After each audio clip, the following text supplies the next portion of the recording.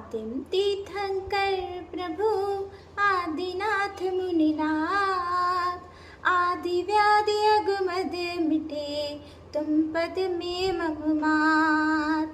चरण शरण है आपके तारण तरण जहाज, भवदधि तट तक ले चलो करुणा कर जिनराज। सभी को जय जिनेंद्र। तो आज हम बात कर रहे हैं जैन धर्म के अत्यंत महत्वपूर्ण और गौरवशाली ग्रंथ आदि पुराण की। इस ग्रंथ को नाभि रचित ग्रंथ भी कहा जाता है, क्योंकि ये ग्रंथ आदिनाथ भगवान अर्थात नाभिराय के पुत्र के जीवन पर आधारित है।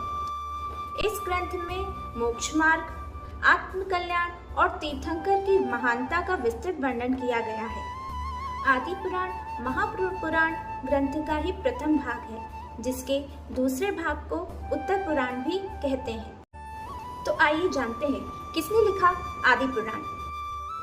इस महान ग्रंथ की रचना 9वीं शताब्दी में महान दिगंबर संत आचार्य जिनसेन द्वारा की गई थी।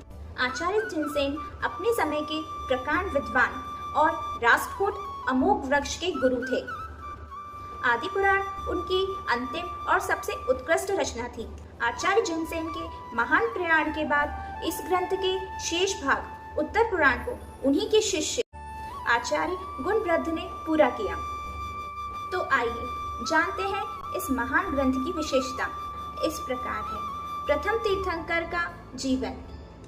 इस ग्रंथ में भगवान ऋषभ ने देव अर्थात आदिनाथ के पूर्व भवों और उनके वर्तमान जीवन के कल्याणकों का बड़ा ही सुंदर और भक्तिपूर्वक वर्णन किया गया है।